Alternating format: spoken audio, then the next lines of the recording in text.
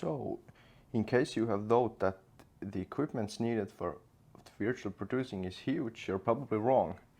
So as you can see, this is the main technical stuff that I have and I carry in my streaming bag.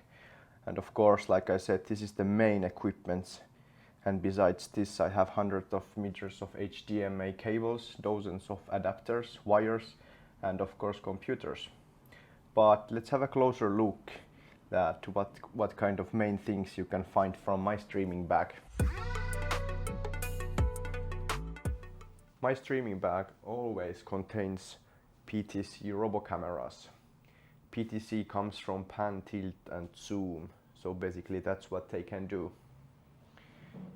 I usually need robo cameras for larger productions. For example, if more than one camera is needed for production, that is, if multiple angles are required, then these robotic cameras with a control unit are the best choice. In addition, I complement larger productions with a digital SLR camera, which has better image quality and autofocus and also brightness. And for example, this video was shot with Sony CV1 digital SLR camera.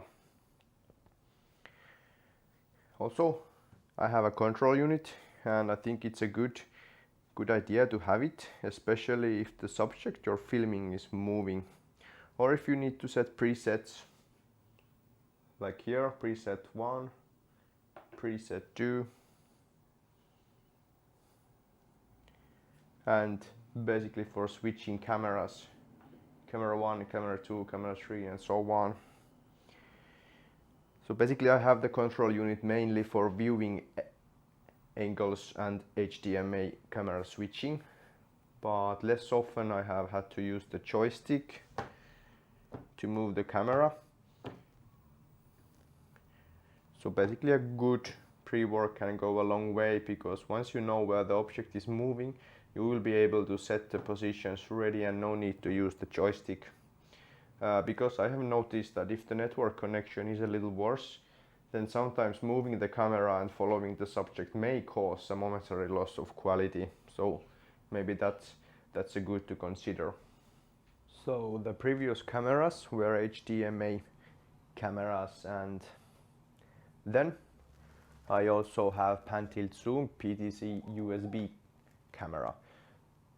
Basically same thing with the controller. I can switch the camera to the controller via RS232 cable, or also I can control it with the controller. The USB camera is a very good choice for the productions if you only need one camera. The problem is that when you have two USB cameras, you actually can connect it to the computer, but you really can't switch it then. So basically, if you have a smaller webinar streaming or virtual event, then I would really suggest to use this kind of USB camera. These are also very good quality they have nowadays, and the good thing about these are also that you can really control them. You can also set the presets, positions ready. So yes, you can also find that from my streaming bag. Then maybe one of the most important areas of production, lighting. So what I have LED panels, several pieces of them, and I like these ones because they're not so expensive than maybe the professional ones, but these are pretty good as well. I can set the color temperature and also the from 0 to 100 and also temperature.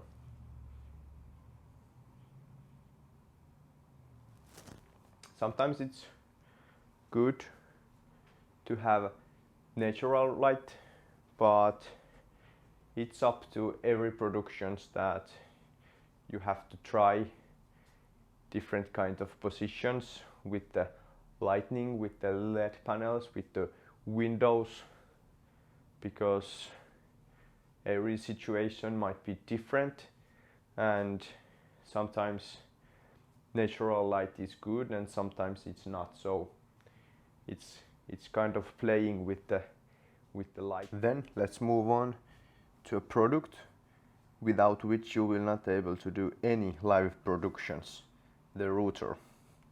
And I'm sure that you're wondering why in the world I use a router and I don't have a traditional ADSL connection from the house. Having produced more than 300 virtual events, I can say that the production work is really mobile and running, and the ADSL network connection is not always available. So in hotels and larger centers, of course, yes, but when you go to a customer or shoot outdoors or outside the ADSL network, a quality router is the one you should get. This particular router is a dual SIM router, meaning that when one of the connection is lost, the other network connection is automatically switched on. And this minimizes the risks, and you're not relying on a single mobile network then. I have done maybe 80% of my events with a mobile network and a quality router. And I'm telling you more about network connection settings and requirements later. My microphone storage is actually a much larger, but here are the main microphones I use. There is no, for example, a desktop podcast microphone, which I prefer to use in webinars. In webinars, I also use this camera microphone Light Tower that does the basics really well. My favorite is the wireless Rode microphones, which can connect to almost anywhere. Then a standard lavalier microphone, and these I have maybe closer to 6 pieces. And this can also be connected to the Rode system or used as it is. And then a shotgun microphone. Mainly, I use shotgun microphone mainly for events where there is an audience and their comments and conversations need to be made available online. In addition, I use this dual microphone from Boya as well. I use this for the situations where there are two performers, for example, and they are sitting still and they're not moving. And that's when I don't like to use wireless microphones then. Also, then there is this such a traditional webinar microphone for backup situations. And if we are talking about backup equipments, then I also have many pieces of HD webcams for the webinar situations where I need to change the camera, for example, quickly to another because it's broken or there's some other kind of problems. Then these kind of situations I have these original webcams. I think I haven't never used them, but I also have them in my streaming bag. Then I have two pieces of Zoom H5 handy recording items, and the funny thing with these are that I use these as a voice mixer. So usually I am connecting two microphones into Zoom H5, and that's how I have managed to connect two microphones to my computer. So I can switch both on and off and adjust all the settings I need. Another way would be to connect microphones to a Rode Rodecaster mixer, for example, but I have tried to keep the equipment as small as possible, as I don't like the tech desks that are full of big equipments. But of course, if you need more than two microphones, then the right sound mixer is an absolute must-have. Personally, I haven't needed it so far, but it can be found on my shopping list still. One of the most important thing also when it comes to a live production is a good voice quality. I would say that network connection and the voice quality are the ones that everyone are looking from a good live production. Poor video connection is not always the end of the world, but poor audio connection or lagging show is. So please focus on microphones and high quality sound recording. Stream Deck Mini, my latest purchase, and mostly just to make productions easier, especially through Teams or Zoom. So basically I can add shortcuts to the Stream Deck, for example to mute or unmute the microphone, share the screen, change the slides of the presentations or anything with the shortcuts. Often I have pre-installed the Stream Deck ready for the trainer so that he does not have to search for the platform control panel separately, for example in Zoom or Teams. ATEM Mini Pro, my all-time favorite.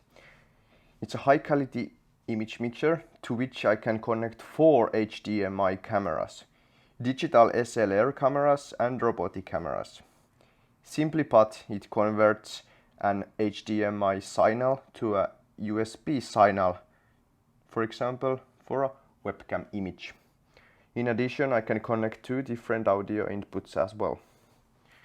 Audio inputs come in here, mic 1, mic 2 and 4 channels for HDMI cameras. And there's also this HDMI out, which means that you can use separate different screen to check that how does your stream look like. And there are many opportunities here, for example ATEM's own recording capability, picture-in-picture feature, picture switching effects and so on. And personally I use this to transfer basically 2 or 3 cameras and 1 or 2 sound inputs to my computer. And yeah, if you have more than 1 camera in your productions, this is a must-have item. About cables and adapters, like I said, I have hundreds of meters HDMI cables, mostly because the distance between camera and the tech table is often quite big. That's why my basic HDMI cable is always 5 to 10 meters long.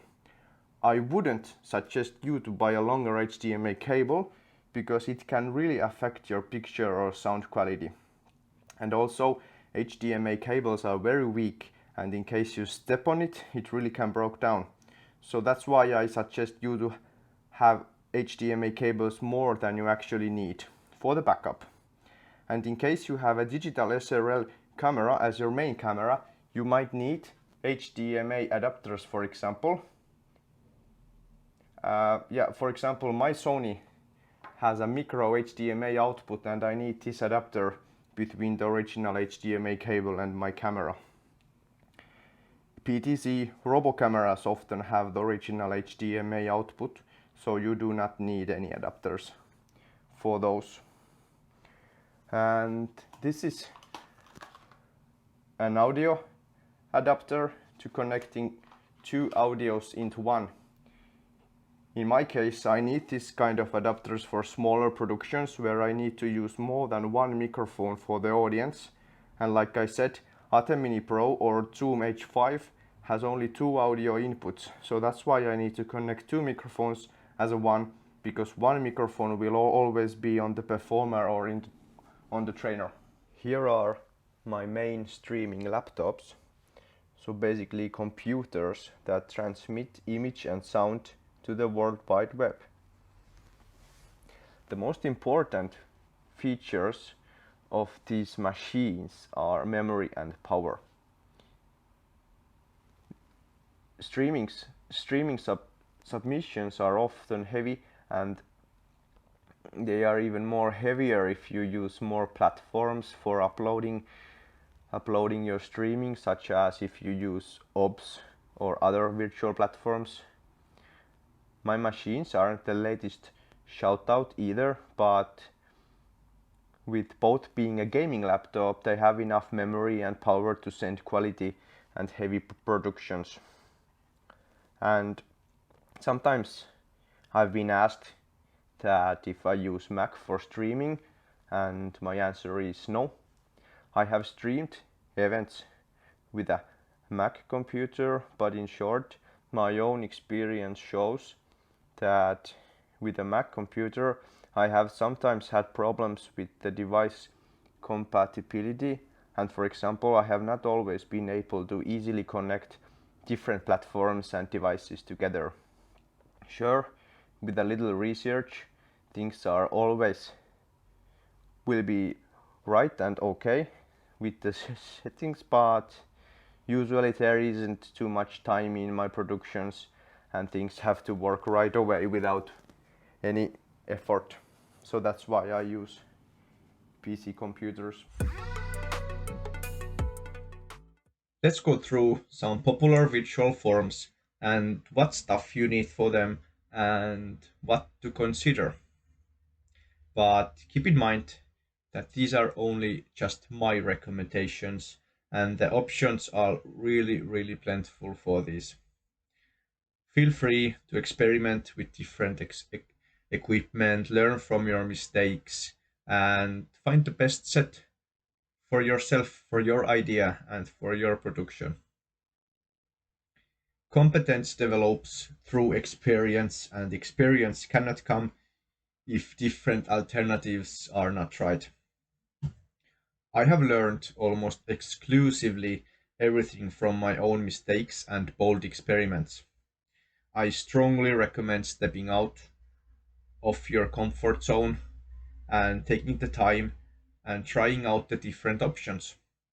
And yeah, do not take the following points as a rule, take them as a recommendations.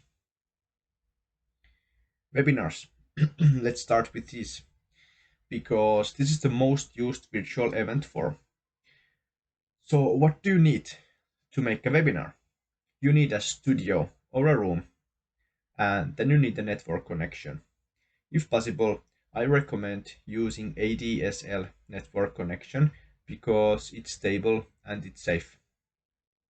If you do not have the possibility to use it, then use mobile network connection from the router, not from your mobile.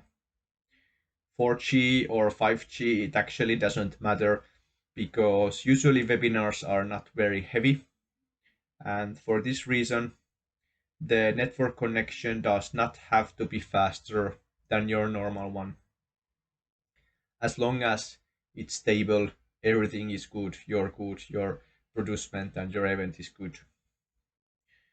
For saying stability, I mean that the network connection will not get lost during your production. It's really unfortunate if your network connection is lost during your webinar.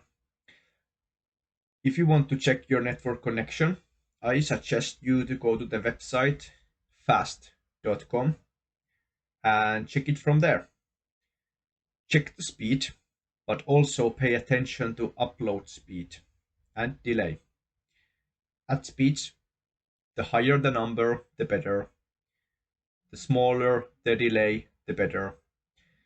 The basic readings, I would say, be at least 150 for speed, 40 for upload speed, and maybe less than 10 for delay. You need a camera as well. And at this point, you decide what kind of image quality you want to aim for it. Don't necessarily invest in too good quality, for example, 4K quality, because it may not even show to everyone. It depends on their screens and their connections. So traditional USB webcam provides a good and necessary quality and work well. However, aim for HD quality and check for FPS number. The FPS as a name comes from frames per second, and I would recommend using 60 FPS for a smooth quality, but 30 FPS camera also works well. And with the human eye, you even might not see the difference between 30 fps or 60 fps. It depends of how much the object in the camera is moving and about the lights and the screens and everything. And then there are all-in-one broadcasting systems, which I call camera towers. Um, yeah, camera towers. I think they are a great option as well for those who create and organize a lot of webinars because they are easy to set up, and usually the camera tower includes a LED light and a microphone. They're both included in the same tower. I think those towers are great for educational projects and mostly for webinars. Uh, what comes to me, I use mostly, if I use camera towers, I use the Marantz broadcasting system. Another option is to use an HDMI camera, such as SLR camera, a digital SLR camera, PTC, or a traditional camcorder. But like I mentioned in my streaming back video, you need a video capture card for changing the HDMI signal to a webcam signal. And but I recommend using, instead of cards, I recommend using Atem mini products, or it necessarily doesn't have to be mini, but the mini one is cheaper. But yeah, and it's almost the same idea, but maybe you have a little less levels in there. But yeah, I would recommend using Atem products for changing the signal from from HDMI to USB. Or actually, it's not changing it to USB; it's just changing the signal for your computer so it's understanding the HDMI signal. And when producing webinars, HDMI camera setup with all its accessories might be a slightly more time consuming option, so I would really say that stay with a modern USB web camera. And of course, depending on your webinar, but I would invest more in the sound than in the picture, because to be honest, that's usually more important in webinars. Typical webinar microphone is a wired one and directly connected to the webinar computer. And if you want to level it up, you should check different kind of podcast microphones because they often produce more clear and higher quality sound than the normal ones. Wireless microphone such as Rode, as you see it in my streaming back video, Rode is making also a good options for this, but I don't actually see the point of using wireless microphones in webinars, because usually the performer or the trainer is sitting in front of the computer, so the distance is not quite big. So why to go too complicated when you go simple? Sure, headphones are also one option, like I have, but whether it looks good on the camera or not is up to you.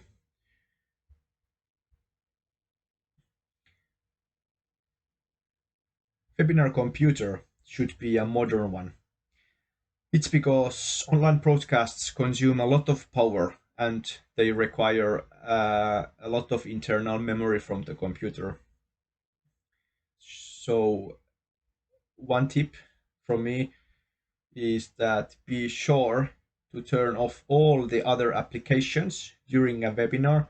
pause all updates and make sure that your laptop is power plugged. By making these tips and following these tips, it reduces all the risks that may affect the quality of the webinar broadcast. Sometimes the clicker might be also needed, so the slides of the presentation are easier to change, especially if the webinar lasts more than a half day. It can be really exhausting for the performer or trainer to click the small arrow key all the time on your laptop. Lights. If the natural light from the window is not enough, then simple LED panels can easily get you a light, and the image looks so much better with this. And if the picture background is also important to you, I would use the green screen, as it will give a better trace and background removal. So let's move to virtual events. And these are usually bigger productions than webinars. Virtual event is a bit heavier to build because the setup is bigger, with a big pile of equipment, wires, and tools. And for making a virtual event, we would need a studio, also with a good lighting. And maybe studio is perhaps too big definition for this, as I myself have built many virtual events in a regular office room many times. About the lighting, so good lighting saves even a bad office environment, so prepare with enough lights. Sometimes one or two lights or LED panels are not enough. And yeah, quite traditional LED panels with a stand. They work really great in every situation. But if you have a possibility to use professional studio for your broadcasts, then go for it. It's much easier. You don't have to set up everything there. Depending on your event, you also need a furniture and interior elements to style up your studio for performance. I would recommend you to use calmly colored benches and make sure the image on the camera is symmetrical from both sides. If you are producing a virtual event with a virtual background, then you also need a bigger green screen behind the performance. So, and make sure that the green screen extends to the floor and over the performance as well as to both sides. Leave plenty of space horizontally and vertically so the performer's hand or head, like mine now, does not come out from the green screen area. This is very important, and this could really ruin up your whole experience and your whole show. And about the lighting, one thing more is to be sure that if you're using lights and green screen, then be sure that you're not leaving any shadows behind the presenter, because they look really strange in the live broadcast. You might also need a virtual studio in some cases. If you're already using a green screen and the lighting is okay, then you would simply need a virtual studio layout. Picture, usually it's a picture or a video. You can find those from the internet, or if you are a graphic artist, you can create your own virtual studio, for example. And for example, in OBS, you need to cut yourself off from the green screen and place it to a virtual studio then. There's small settings that you need to do, but it's really easy and impressive to use green screen and virtual studios. A powerful computer with a lot of power, memory, many HDMI inputs and many USB inputs as well is also needed. If possible, use i7 processor computers, but they are pretty expensive. But if you do not have the possibility to use i7, then I would recommend powerful i5 machines because they will also run almost the same thing. But don't settle for less, as computers can simply overheat and shut down under excessive strain or stress. The broadcasting computer must be powerful, as the virtual event broadcast is produced through many platforms and devices, but mostly through only one computer. So that's the main reason, because you're running everything from your computer. So that's why it must be powerful. And don't overload your machine. And one good tip is to take good care of its cooling. Keep the room temperature cool, not too warm, because it immediately affects the temperature and the stress of the broadcasting computer.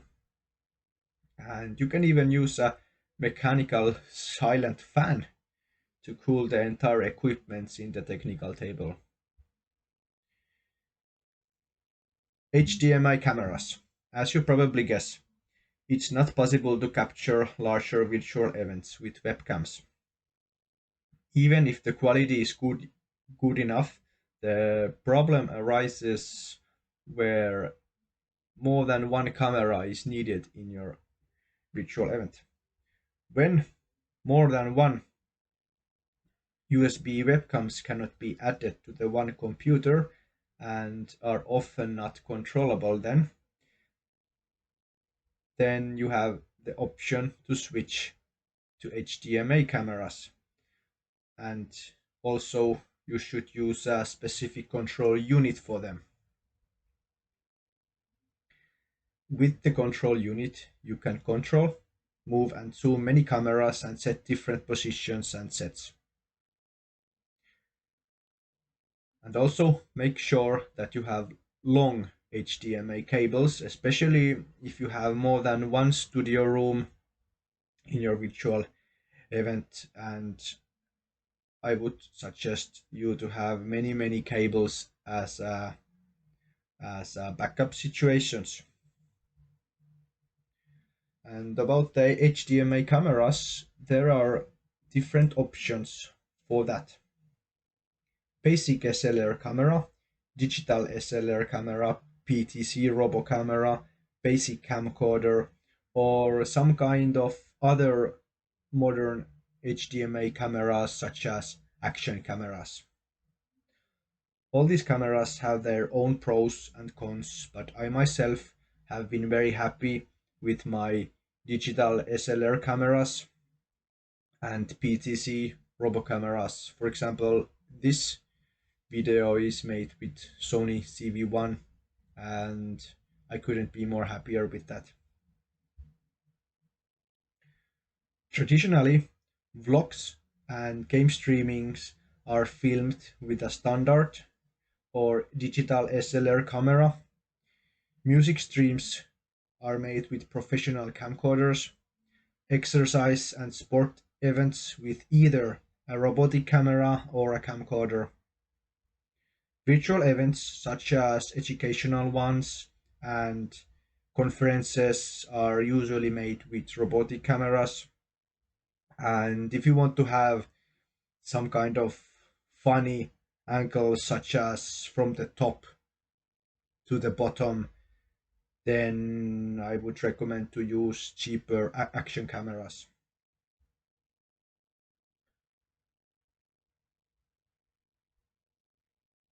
Microphones. Almost all larger virtual events where the distance between the camera and the performers are longer use wireless microphones. In this case, the wires are not in the way and do not impede studio movement. For example, if the presenter is moving and stepping there, then the wires, they are not in the way. Personally, I use a lot of Rhodes wireless microphones, and sure, if the distance isn't terribly long, I have also used long Boyas wired microphones for performance. I think it's a bit of what you like and what the possibilities are. Wireless microphones are required to check the battery status often and charge them, for example, during the coffee breaks. So this requires a good concentration that the battery doesn't run up. Hybrid events also need wired microphones in the middle of the room to make the live attendees' questions and discussions heard or over to the online attendees. But of course they can be wireless ones as well. But then the same problem with the charging is coming up. Video capture card or Atom. This is needed for capturing a video picture to your computer. In case you use Atom, you can connect many HDMI cameras into it and change the live picture to another camera. For example, if you have a virtual event with more than one studio, then video mixer like Atom is must have, because you need to change the camera often to another studio or room. For example, with Atom, you can also make a backup recording straight to your computer, so you don't have to be afraid that if you're using a platform that does the platform's recording, is it on or off. So basically you can straight record to the Atom video mixer, which puts it straight to your computer. I would say that every virtual event needs a good video mixer, and Atom is a good choice because of the prices and because it already has the video capture card feature in it. So you don't have to worry about that anymore. Audio mixer will be needed in the cases where you have more microphones than cameras, or more than two microphones.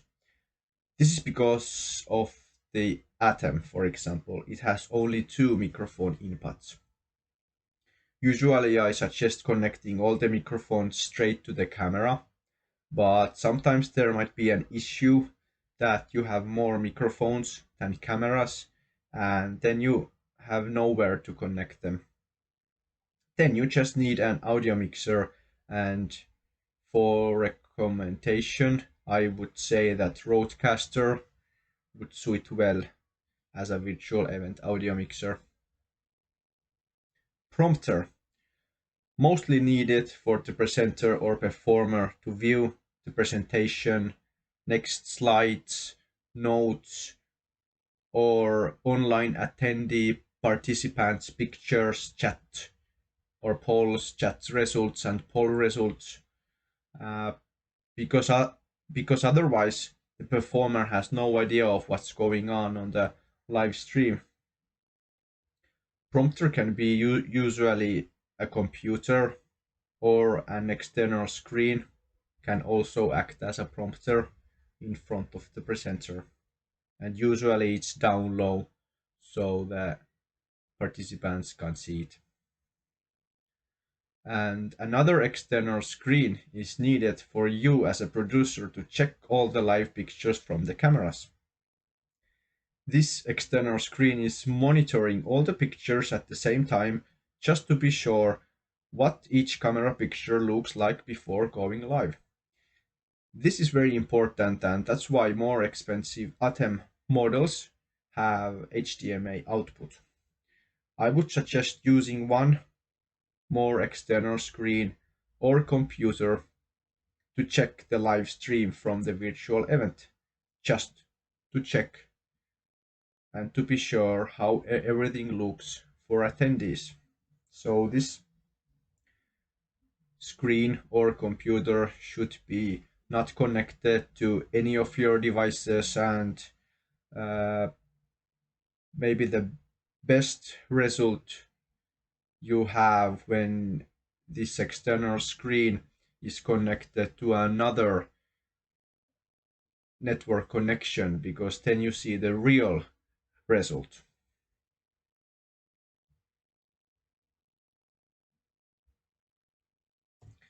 So let's move to a podcasts. A good podcast show usually requires a soundproofed studio or a room, high quality microphones, computer, and soundtrack recording platform. And also, of course, audio cutting skills, so you can cut and prepare your episode to be shown or hear. A podcast doesn't even necessarily need a network connection because usually they are recorded offline. Webcasts and streams. Let's take, for example, a group exercise broadcast. Usually, these are also technically easy productions because there's only a few things that you might need: a wireless microphone, a camcorder, or SLR camera, or PTZ robotic camera, and a computer. And of course, high quality network connection is also needed, but you don't necessarily need anything else, as you can direct the picture and sound directly to your computer without any items or equipments between them. Maybe with this topic you can ask that what's the worst thing that can happen? In live broadcasts, many things can go wrong if things are not familiar or prepared. These are usually called fires in the middle of the broadcasts. And then there are the errors that can hardly be affected in any way. So even if you're prepared well, some errors might still occur. Let's go through a few. No picture. In my early days, this happened many times. Mainly this happens because you're trying to connect some camera straight to your computer. Like mentioned earlier, HDMI cameras especially need a video capture card or ATEM to make your computer receive the video signal. Without it, there's no picture. Sometimes, when everything looks right and you have the right equipment, the picture that your computer receives is black. I have faced this problem many times and I still face it sometimes. It always causes a little confusion, but the best solution for this is to simply switch to another HDMI cable. As strange as it may be, HDMI cables may stop working suddenly, or not all cameras will just send the signal over all HDMI cables. I recommend buying slightly more expensive HDMI cables with Ethernet capability, and if your production goes more professional, I also recommend getting an HDMI cable tester. It allows you to test that the cable is in good condition and you have a better focus on fault situations. And remember, do not buy too long HDMI cables. Like many audio, video, and data cables, HDMI cables can suffer at longer lengths. 15 meters is generally considered the maximum reliable length. My HDMI cables are mostly 10 meters long.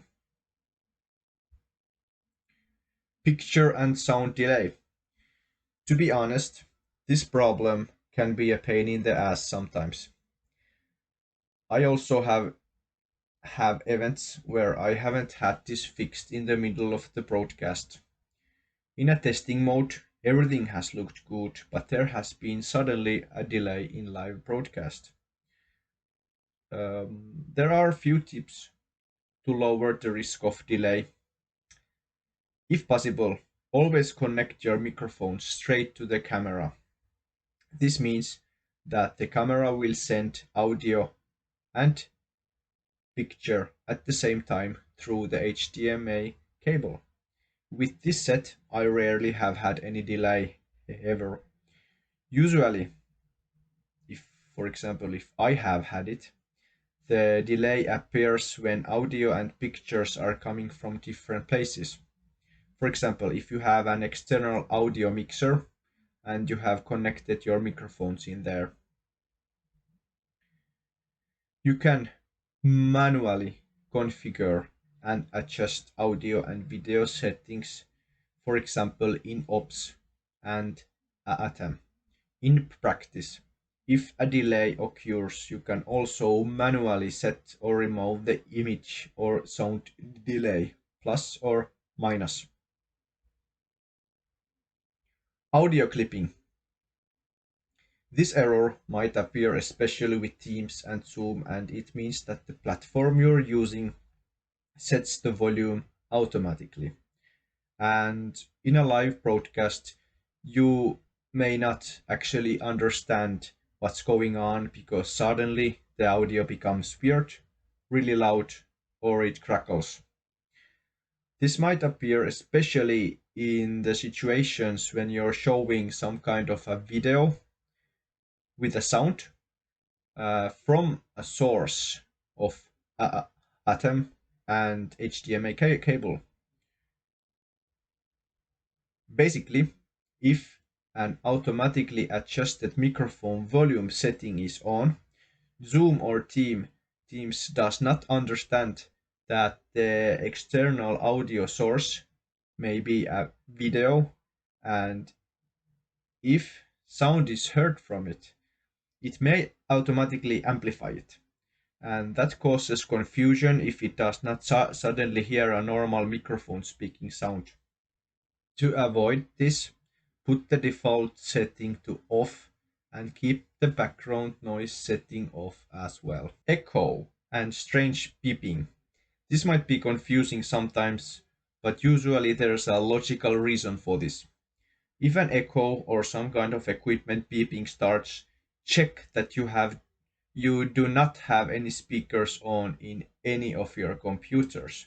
If any speaker is on and the computer is monitoring the same event as you're producing, it causes confusion between the devices. So shut down all the speakers and use headphones. Network problems. This may be a problem that you may not always be able to prepare for, but you should plan a good backup for this. My tip for this is to always open broadcasts a lot before peak times, for example 8 a.m., 12 o'clock, and 4 p.m. And in case you're using a mobile router, put another router ready for backup situations. Like I mentioned, I am using the dual SIM card router, which means that if network connection is lost, the other SIM card will be activated and I must not make any physical changes for it. The network connection recovers by itself or does not even break at all, but this is always situational. But it should work like the way that if another connection is shut down, then another will be activated. And one good tip, also try to avoid Wi-Fi connections and always use a wired one. Computer updates. This is important to turn off before the broadcast. Updates may slow down your network connection and can affect the current features of your computer, such as power and memory.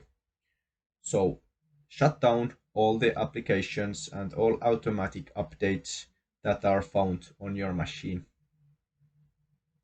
Flickering. Flickering might occur if you're using a screen on your live broadcast and camera films it, especially in situations where there is a screen behind the performer, so basically in front of the camera. This is because the FPS frame per second is different between your camera and the screen behind the performance. To fix it, try changing the FPS to the same level on the camera and monitor by changing the image quality. If that doesn't work, try searching for and playing with the backlight settings in your camera settings, or turning it off completely. And usually there is an anti-flicker setting in the camera menu under exposure. The event platform is a significant part of the production, as it's the only visible part that participants see and experience. It has to work smoothly and it has to be simple enough. In addition, it has to offer many different features such as basic things, customization, scalability, as well as involvement and engagement options. The choice of event platform must be influenced by features, possibilities, layout, functionalities, and of course price, all depending on your needs and your budget. Before you go looking for the right one, you should write down all the things that you need from your event platform. So that so if you do that, it will make the search much easier, as there is an insane amount of offer in the internet.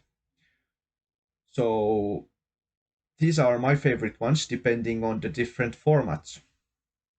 For webinars, my absolute all-time favorites are Teams, Zoom, Webinar Chic, and WebEx. And these have met all the requirements for my clients, but of course there are differences in these. But all the basic features can be found there and the price is good enough. I have used almost all the options, I mean all the webinar platform options on the market, and with others I have encountered some problems, or they have not been suitable for the production, and that is why these four are the chosen ones for me. For virtual events, Teams, Zoom, WebEx, Hopin, Hopper, and Wonder. If you have thought that Teams and Zoom could not produce larger virtual events than webinars, you were wrong. I can say that most of the small virtual events are produced with Zoom or Teams, as they provide almost everything you need for it. Even most of my larger productions have been done to my customers because of their request with Teams or Zoom, and I have maybe, yeah, I can say that I have nothing bad to say about this. But if your productions grow a little bigger, then it's worth moving to bigger platforms. For example, if there are many performers and you want to use several studios or stages and more networking and involving options, then you might think about other platforms than Teams or Zoom. For streaming, beside at Twitch, TikTok Live, Twitter Live, LinkedIn Live, Instagram Live, Facebook Live, YouTube Live, I would say that the absolute number one is also Vimeo. They are really in a growing position and already offer all kind of things as a platform. So I would say it's worth a look because a lot of game and exercise streaming broadcasts are done through Vimeo. And you can even host virtual events with it nowadays. In Vimeo, you can stream straight to Vimeo or use RTMP way. So that means that you can stream from another platform to Vimeo. For VR and AR events, I have not produced these directly for customers, but I kind of know how the production goes, and the only platform of which I have heard good suggestions is AltVR for VR events. About distribution, this is a complex case, as all platforms offer their own distribution capabilities, but I have found that none of these are perfect. The only near complete distribution channel that I have met is probably Webinar Cheek, where you can customize your recordings right down to the settings and even build different channels for them. So it works practically the same as Vimeo, but it's more detailed and cheaper. And you can also, like said earlier, you can also create webinars with Webinar Cheek. So it's really a multi-platform. It offers so many things. For example, if you need to set a 30-day viewing right, personal viewing rights, maximum limits for watching a recording, or you just want that the recording only opens after the registration, then I have noticed that Webinar Cheek really works in here. But if you don't have any high requirements, then the platform that you're using, then its own distribution channels are usually quite good, unless they are not running out of memory. For example, Webinar Cheek has, at least for now, unlimited cloud space for one monthly fee. And if you're looking for a good virtual studio to manage your broadcast, I recommend checking out StreamYard or OBS. Also, check out a streaming software called Manycam. By using these, you get different looks, layouts, opportunities to make the broadcast even more inviting. For example, they allow you to stream content to many different places at the same time. For example, same time to the YouTube. So you can make YouTube Live, Facebook Live, Instagram Live, maybe TikTok Live, all of these at the same time. And with these you can control your speakers better, you can get different graphic add-ons and so on. So you should take a look at these. Now that we have gone through all these factors, let's take a quick example. Let's say that you need to produce to your client a virtual conference with two different looking studios in the same physical location. One host, panel discussion with 3 people in the studio, 15 different speakers from around the world, and 150 participants. One of the studios is fully virtual studio and the other is traditional with benches and interiors. How would you go and do it? What do we need to set the broadcasts for participants? We need a large enough room or space where two studios can be built. One is set up with only a green screen with lights, and the other is decorated with decorative elements, benches, interior, and so on with lights. In this production, it was decided to have only one technical table, so the two spaces are almost side by side, so that one technical table can control both studios at the same time. The traditional studio is built for the panel discussion, and the virtual studio is built for the host. I would use 4 PTZ Robo cameras, 2 for each studio, so then we get more than one angle of views from one studio. If we could have, I would use 2 professional camcorders instead of 2 robotic cameras, but let's say that they are not in use right now. So 4 robo cameras with HDMI cables coming straight to our ATEM video mixer in the tech table. In the green screen studio, we have only one presenter, so we can connect his wireless microphone straight to one of the cameras.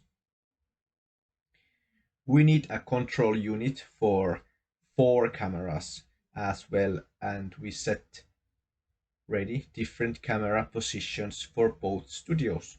For example, now when we have 4 persons in another studio and only 2 cameras, we need to set positions ready for each panel participant and for the host.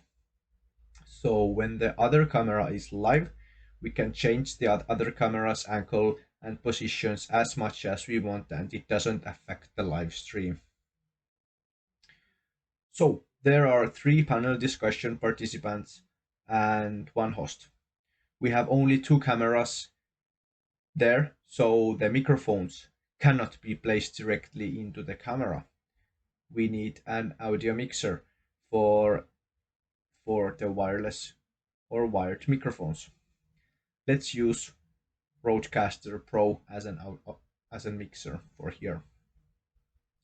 We also need 1 prompter for each studio, so 2 pieces in total.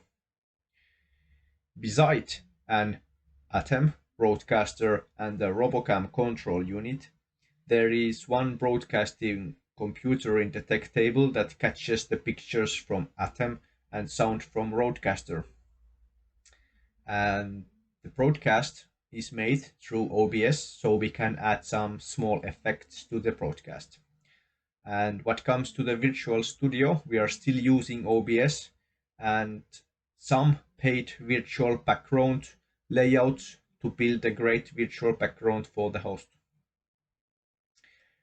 We need a good enough network connection and a virtual event platform, because there are 15 different speakers. Some of them are speaking at the same time in different virtual stages and more than 150 participants.